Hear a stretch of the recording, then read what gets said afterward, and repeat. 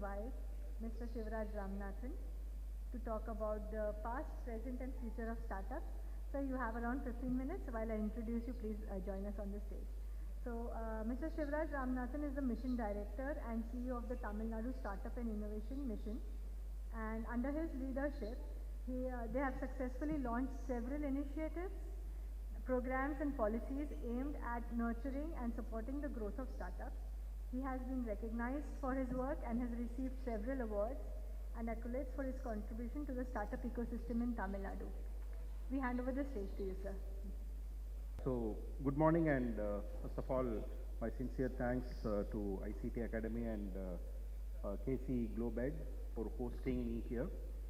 So, thanks, ma'am, for the good introduction. So, I will quickly, share a couple of thoughts. As a person who is into the ecosystem for several years, I myself started up way back in 1990, sold a company, failed miserably, then floated my own investment agency, and now as an entrepreneur of perennial curiosity, now the present state government in Tamil Nadu has entrusted this opportunity of leading the mission of Tamil Nadu Startup and Innovation Mission for the next 4 to 5 years. So my career path is little, exciting for me personally. So out of this experience, let me share my understanding. So nothing new. I'm not going to share any new information to you. Just a refresher. I understand through Mr. Raghav, my good friend from ICT Academy, that most of the participants here are from institutions. So in that context, because it's very important at this point of time, because the country is going through a very, very important space post-independence, not only this country, but also all around the globe. In my opinion, in my observation, as a startup enthusiast and a person immersed into this ecosystem, I think we are going through a transformation, and academies are very, very important. They have a very, very important role to play in this transformation. Otherwise, we may miss another revolution, like how we missed many revolutions in the past. So, this is maybe a broad thought process on, to make the academicians understand few facts or few triggers of the past, present and future of the startup. Yeah, so can I use this? Yeah. So, in want of time, I'll just, stick to maybe 15 to 20 minutes of time, as ma'am said. So, the genesis of startups. So, I think even the word startup came into the dictionary only after year 2000, originated in the Silicon Valley in the USA. Now, we have a lot of confusions over startup. That means whether if someone is starting a company, is it a startup? If MSME or the micro enterprise falls under startup, or a small enterprise falls under startup. If a corporate, there is a specific definition by Startup India, and many state governments also have their own definitions that we should be under 10 years, so we should not be more than 100 crores. There must be an element of innovation. All those stuff is there. But still, by and large, especially with the students who are interested in doing something, around entrepreneurship, have a great state of confusion in understanding startup. So, generally, startups are considered something new. When you do a business venture with an innovation, something new, that is how we should understand the startup. It's a very deep subject. I am just touching upon that. It is not, if somebody is starting something which is available already in the market, that is not a startup, is what we should understand. So this genesis, the word startup, it came into the dictionary, the Cambridge dictionary, and whatever the main dictionaries in the world, only after year 2000 from the Silicon Valley. So the other element of understanding a startup, it should be a scalable, it should have a scalable business model. So these are some of the basic things that we should understand. A conventional business is something where there is no innovation, there are hundreds of companies are there. If you are copying and pasting that, for that matter, there's a discussion going on. Most of the Indian startups are copy-pasted companies of the Western world. That is also true. But then the geography matters. Even if you are copying something new for a different geography, when you have a business proposition, when you have a business opportunity, then you can't, these are much highly subjective. But broadly, the startup means it is something new.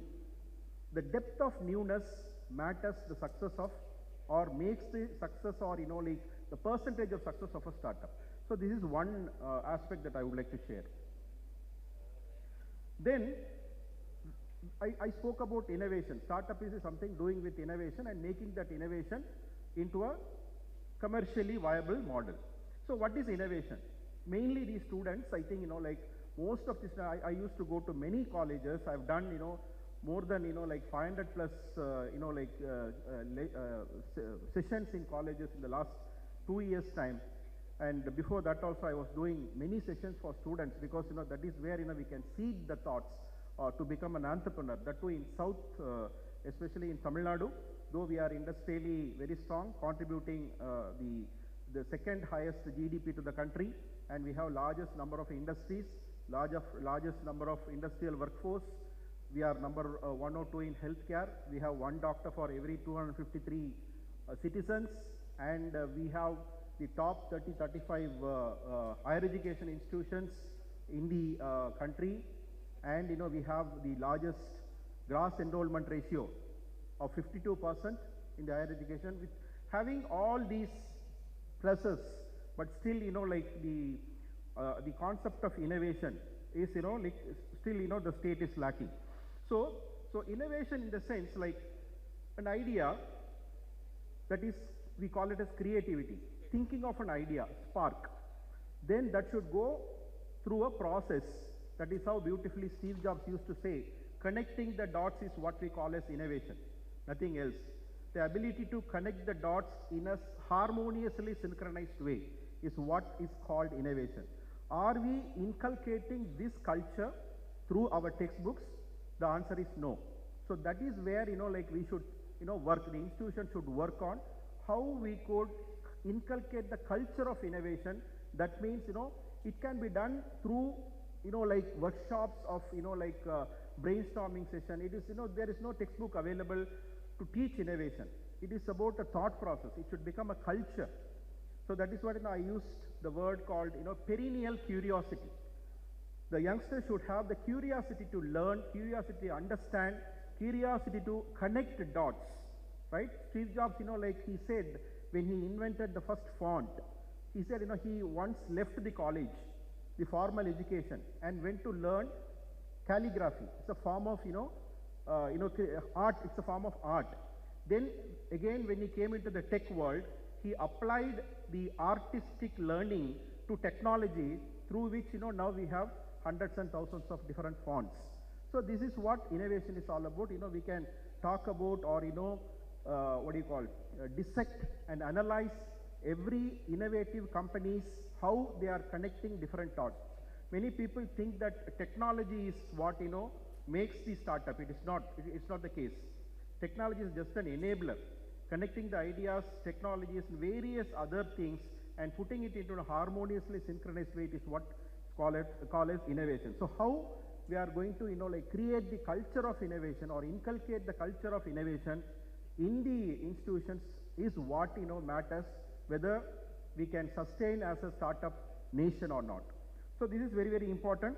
So when we talk about innovation, everything that starts new is innovation. At one point of time, fire is an innovation. And, like the wheel is an innovation. The early stage innovations.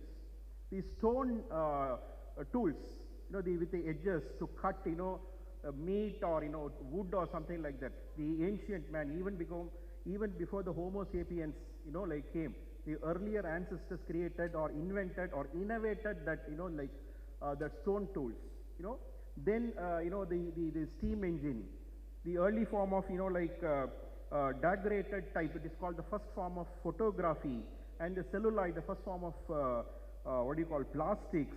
So like that, so many innovations came. Every innovation now we enjoy. Even the Instagram, the first innovation is the dog-rated type, which was invented or innovated way back in 1836. That's the first form of, the photography. Then, there are so many, like the Apple II, which came up with the first personal computer. Now we have this, mobile phone in our hands, which controls the entire world. Like that, innovations, the light, or whatever the food we eat, the flute they innovated 35 years ago. The saxophone came, one of the modern musical, instrument came in some 1800s. So like that, every product, when it is new, that is called innovation. So innovation is not doing some tweaked difference. It is something, like newness. So this is a culture. This is not a textbook-based learning or textbook-based, coaching or something like that. You never ever teach innovation to your students. So this is a culture. So it should start from schools, at least from colleges, and it should go from the professors. But unfortunately, when we are in 30s and 40s, we ourselves are not into that culture. So it's very difficult to transform or pass this culture to our next generation. So that is where, now the country or some parts of a country is facing a lot of problem in, this transformation of this culture, which is very, very important. We have to learn from the past. I have just 7 or 8 slides, don't worry. The third is, let us understand some of the revolutions of humankind. In want of time, I am just giving you some triggers only. Maybe there are many platforms to learn these things, and again I request all of you to learn these aspects and try to connect all these pointers and see how we can implement in our own workplaces, in our own ecosystems. So normally they say there are 3 types of or 3 major revolutions happened in the human history. The first was cognitive revolution. Man started thinking. As per the evolution theory, when he became the man from an animal, he started thinking. That is what we call as cognitive revolution. Then language came, thought processes came, ideologies came. Everything came after the first cognitive revolution. Every other revolution is an incremental development of cognitive revolution. The second revolution happened 12,000 years ago, which we call as agriculture revolution. Till then, the mankind was hunter-gatherers. They were hunting, gathering food, fruits, vegetables, just managing their eating purpose or eating needs. Then they stayed alongside the rivers. They started doing agriculture. That was the second biggest revolution. Then the third revolution happened just 400, 500 years, called industrial revolution. So that is what we are starting thinking about these startups. So industrial revolution, you all know, as I shared in the beginning, this is a refresher session, or nothing is going to be new. Everything what I am talking, already shared, what I am going to share in the next 5 minutes also but just I am trying to connect and give a new perspective this, where in our institutions, in our states, in our country, whether we could make a difference or we make the youngsters think towards this. So in the industrial revolution, the industry 1.0, 2.0, 3.0, now we are in the 4.0 era, and people are talking about 5.0. So industry 4.0 is mostly with the, the steam, the water, steam, coal kind of thing. The industry 2.0 is electrics, fossil fuel like petrol, diesel, like these things. Industry 3.0 is the IT, mainly computers and IT. And industry 4.0 is all about this automation, IoT, Internet of Things, robotics, artificial intelligence, all those things. And 5, it is yet to, get a definition, but, they say that it is a combination of, all these latest technologies and humanized or customized, production or customized service delivery, or all those stuff. I'll just, try to give you a small experiential example. Today I am here from Chennai. If this event happened in the industry 1.0, I would have come in a, maybe a, what do you call, steam engine, a train driven by steam engine, and I would have spoken to you here. Maybe we may not have the air conditioner or mic or something like that. The situation may be different. If during the industry 2.0, if the same invitation is there for me, I would have come in a petrol or diesel car or airplane, or a petrol, diesel or electrically driven train or bus or whatever. If the same happens in industry 3.0, I would have done the same travel by a plane or a train or a car or a bus, but I would have booked my ticket through online, I would have booked my food online, and I would have used my laptop or prepared my presentations on my travel. So this is just an enablement of technology. Till then, there is no much difference between industry 2.0 and 3.0 except the enablement of information technology and computers. But industry 4.0 is something else. It is totally transforming. It is that this revolution is going to take, I mean, the world to a next stage where all this artificial intelligence kind of thing and related technologies to the AI is going to take a very different, paradigm shift to our way of life, a way of thinking, a way of doing businesses, way of doing teaching. Everything is going to change. So that is what, people like Yuval Noah Harari, one of the greatest thinkers of today, Jerusalem University professor, he, he talks in his books and videos and, public sessions, many things about what is going to happen in the future, next 500 years, and how the humankind is going to transform. So that is, we are on an inflection point where we have to take very serious note of this particular, turning point of industry 4.0. And the industry 5.0 will be very, very different. We may not have big factories. Factories may be, micro factories. I mean, want of time, I'm not going into detail all those stuff. But what are we doing in this transformation process? To what extent we are acting upon that? To what extent we are acting upon our syllabuses, our methodologies, in our institutions, in our government, in our research centers. So this is what a new thought process has to emerge. So coming back to innovation, I'm just coming to the last part, coming back to innovation. So innovation, drives scale, that we are talking about scalability. I mean, making a company, taking a company from point A to point B within a very short span of time. And what could be the driving factor is innovation. Because when we have innovation, it is newness. The market wants newness. The mind wants newness. Branding is all about newness, hearing something for the first time. And first time impact, a strong problem, solution to a strong problem. So innovation drives scale, scale drives valuations, valuation drives unicorns. So now we are talking about unicorns. We feel proud that India has the largest number, third largest number of unicorns after US and China. But we have to think as ecosystem stakeholder, maybe an investor or from a bureaucracy point of view or an institutional point of view or a policy making point of view, we have to think, how to sustain this, the last 2-3 years, we have achieved something and we are on the global map as a country, how to sustain this, whether this is illusionary or whether it's true, if our fundamentals are strong, these thought processes only these ecosystem stakeholders can do. So unicorns are illusionary still or yet, these are realistic new age phenomena. It's illusory but realistic. Nobody knows when a unicorn will die down. Nobody knows when a very ordinary company will become a unicorn. So this is the transformation I'm talking about. I know companies standing for 100 years and making $1 billion valuation or $1 billion revenue. But within 3 to 5 years or maximum 10 years from the incorporation, companies are becoming unicorn, getting unicorn valuations. This is the time we are living. So we have to watch out what is happening and what role we are playing or our community is playing.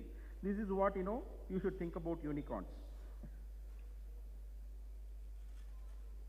I'll skip there. So I'll quickly, tell from my point of view. Like we are as a state in Tamil Nadu, we are doing a lot of initiatives, over 50 plus different initiatives. I'm not going to talk at this point of time, but like for the interest of the community here or the audience here, let me quickly put forth a few things that how we are envisioning these these developments, these thoughts, these futuristic thinking, or what is happening today, what has happened yesterday, all put together, what kind of a policy framework that we are making for our state. So I'm just within a minute or so, I'll just put few points on that context. So though we value the importance of unicorns, but we are not so excited. We are not so excited about unicorns. Because we believe unicorns cannot be created by any incubation center or accelerator or even by governments. They will emerge on their own. So that is what the true reality in my experience and also my interaction with number of unicorns. So one of my co-founder in my earlier investment agency is a lead investor in a unicorn in Chennai. It's called Unifor. So I know the founders and many other founders also. So with their inputs and experience, we feel that unicorns cannot be made. Only when we can create a good ecosystem, and they are a different breed, they will emerge on their own. So this is what I feel we have to create a connected ecosystem. So what we are trying to do is two things from Tamil Nadu perspective. One is we are trying to create a disruptive or deep tech innovation or original innovation. This is something we do. Already my colleague from Andhra Pradesh shared a couple of facts about our IIT Madras ecosystem, which is the largest in the country when it comes to the startup ecosystem. The current valuation is around 38,000 crores of the startups incubated in that ecosystem alone. The next institution that we are creating, a similar institution in Anna University, which is called IT&T Hub. Like that, within the next 5-6 years time, we wanted to establish these kind of IIT Madras ecosystems in at least 5 different locations in the state where we can address the deep tech or disruptive innovations. So we have only two-pronged approach for towards startups. One is creating deep tech, something disruptive, something original. Now if you look at the names of the products that we are using, maybe any operating system or any major cars or any major whatever we use in our mobile phones, most of the brands are from the different countries. So India has limited brand value, brand power. So whether we could create those kind of, we have already we've started creating the state, but in want of time, I'm not going into the details of the companies or details of the technologies that we make. So starting from Industry 4.0 to rockets to, most of you may be knowing, we are almost, contributing 46% of the electric vehicle market in the country. So like that, we have many developments, many positives to share, but, I limit on the data point, but that is one area we are going to focus. The area number 2, if there is no deep tech innovation, if that idea cannot change the world, if that idea cannot, make a deep impact, then we have to create, something around an innovative business model innovation where we should not think deep about, valuations there. We have to think about their revenue strength. Those companies which is not coming under the disruptive innovation model, we should not, get into the illusionary or cycle of, thinking that, they will make big changes or big valuations. We are going to focus on the revenue point. For example, one of the largest software company based out of Tamil Nadu recently achieved $1 billion revenue value. So it is not valuation based unicorn, it is a revenue based unicorn. So we wanted to create such unicorns, and these companies not necessarily become unicorns, but they should concentrate on their fundamentals and they should create jobs. And in future we are going to face 2 major problems. One is the climate action And number two is the inclusivity of people, because of the latest development, the drones, the AIs and everything, a section of people will lose their jobs or their efficiency to survive. So these two problems are going to be the major problems for governments and ecosystems. One is the climate action, and the number two is what we are going to do for the people who will be left behind. So as a state, our fundamental philosophy for the past 60, 70 years is social justice. That is, everything is for everybody, cutting across caste, class, geographies, everything. So that is how we create our policies also for startups. So these are the two areas that we are going to focus, and we have a lot of schemes or programs that designed around these two principles. So we have investment schemes, we have incubation support schemes, we have mentor support schemes. Especially we are focusing on market access, because unless you create markets for our startups, unless you support market for our startups or creating access to markets, then everything will be, then we will create a different culture of seeking only for investments. That is also happening among the youth, which we are very concerned about it. So that we are creating global licensing offices. To start with, this year we are starting in Dubai, and soon we are starting an office in Singapore, US, and wherever. To start with, to achieve the low-hanging fruits, wherever the Tamil diaspora is strong, we are starting license offices to connect the global ecosystem. Then we go beyond the Tamil diaspora. So like that, we wanted to create a good market access to our startups. So this is what like we have. So summarily, so this is the major plans that we have. One, we have defined or designed many programs to run inside the campuses to create a thought process change, a psychological change, what we call as youth of perennial curiosity. I am repeatedly using this word. This perennial curiosity is a cultural concept which we have to inculcate in the minds of our students or youngsters. So this is, we are doing several programs. Very soon we'll be launching a different like television program also around these startups.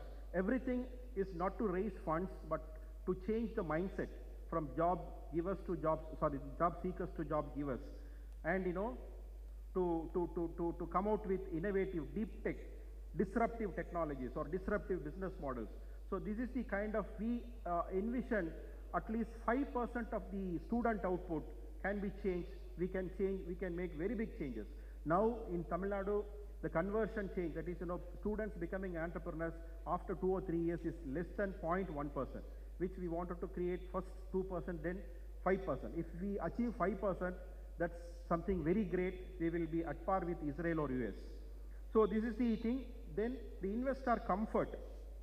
The investor comfort in the sense, we wanted to create fundamentally strong companies, a culture of, even that we have only 5 unicorns. We are happy with that. But the closure of companies also very, very low in Tamil Nadu. So the investors are gaining more confidence. So we are happy with that, and we wanted to build on our strength. So that is the investor comfort component that we are trying to build. Third, as I said, the market access facilities. Fourth, we are building a strong community framework. This matters for every state. Every stakeholder should have a community bonding and giving and sharing or taking each other's strength. And to connect all these things, the government should play a role of conducive and democratized policies. Democratized policies means everything for everyone. Mainly keeping the two factors in mind, the climate action and the inclusive growth. So this is what we are envisioning. And finally, with the understanding of past, present and in future, we wanted to position our state as one of the top 20 states in the global startup ecosystem map, with a uniqueness that maybe we may not compete as unicorns, we may not compete with valuations, but we may not compete with values. Thanks for the opportunity. Thank you.